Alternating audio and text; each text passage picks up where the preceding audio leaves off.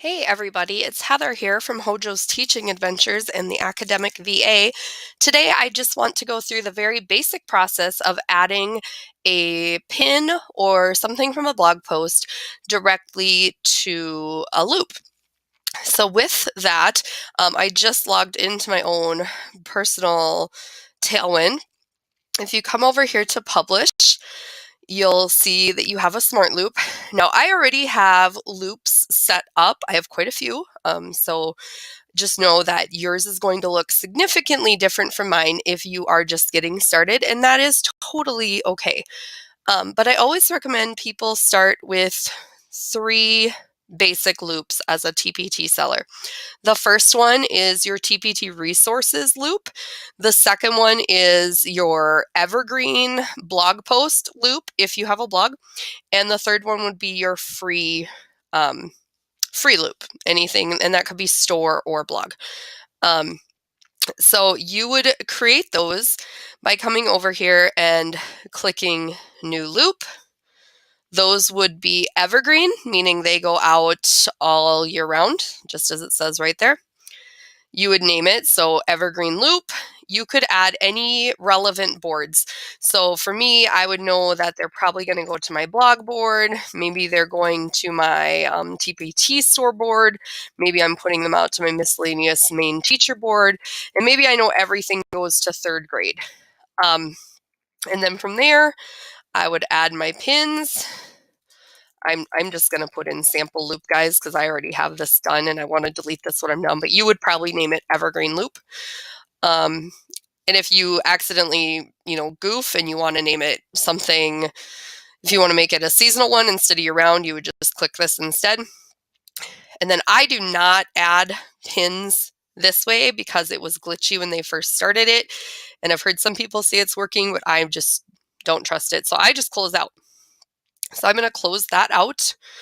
And then I'm going to come over here. I just updated this yesterday. I added a pin down here that I want to get added into a loop. So I would come over here. I have the Tailwind. I'm on a PC using Chrome right now, and I've got the Tailwind extension. So I would come up here.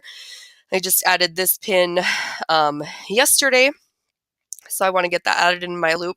And I apologize if I sound a little nasally. My family has been hit with kind of a viral respiratory infection that we all have to wait 7 to 10 days, and all 4 of us have now had it. So it's been great fun.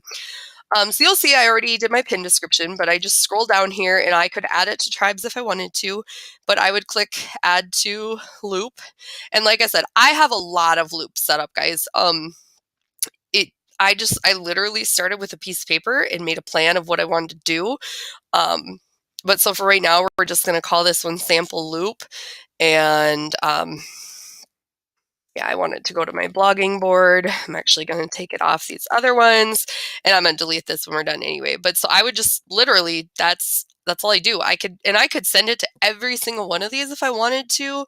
I'm not going to send it. I'm going to actually do this like legitly. So I'm literally just going to put this out to my teacherpreneur loop, and that's it. That is, I also wanted to go out to my Hojo's teaching adventure loop.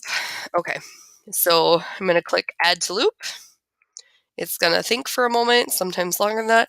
And I'm going to come up here and just schedule it right away. Actually, no, I'm not. I'm just going to delete it.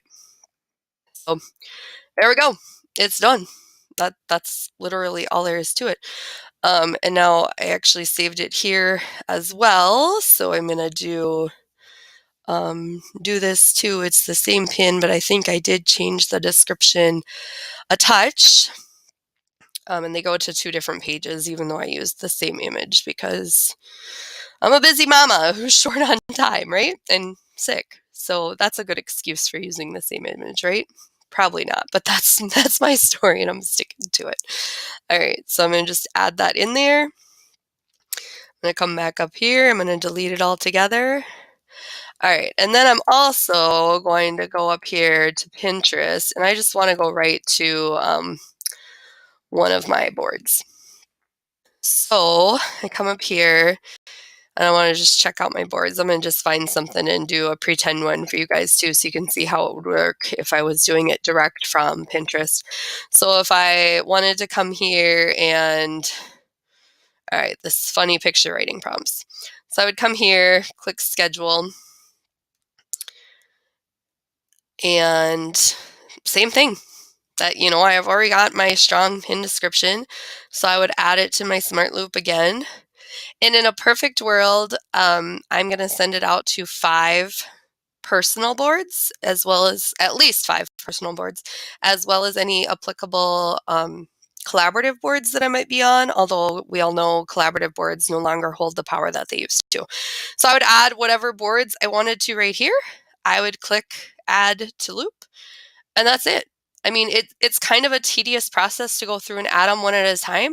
But, if you were paying attention when I was first in my Tailwind account here, you can see that I have added over 4,500 loops in. So if I send one pin to 5 boards, that counts as 5 loops, which is why I went with unlimited. I know I have almost 500 resources on TPT, and I have, over 400 blog posts, although some of them aren't the greatest. I need to work on that. But anyway, so that is just the very, very basics of how to set up your loop. Again, for the average TPTer who has a blog, I recommend an evergreen resources loop, a blog evergreen loop, and then a freebie loop. But, like I said too, I've got a ton of loops set up, and I set them up in a way that makes sense for me. I've got my classroom management stuff. I've got my pre-K to 2. I've got some of the things I share for teachpreneurs. I've got some seasonal things. I belong on some collaborative boards that have really strict rules. So I set up individual loops for each of those to ensure that I'm pinning, within the guidelines on those. A lot of these, that's part of why I have so many. Most of these, I would say half of them are seasonal, and like 40% of them are for very specific loops. And then, there's my evergreen one that I talked about, and apparently I have a lot of Mardi Gras content. So yeah, just do whatever makes sense for you. You can always come in here and pause a loop. You can edit a loop, or you can delete a loop, like this sample one that I didn't actually want in there anyway. So I hope that at least answers the basics for you.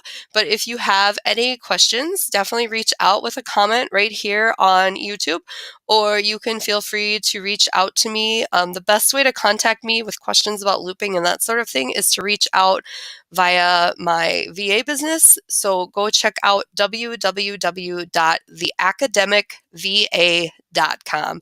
All right, everybody. Thanks so much for being here. Have a great day.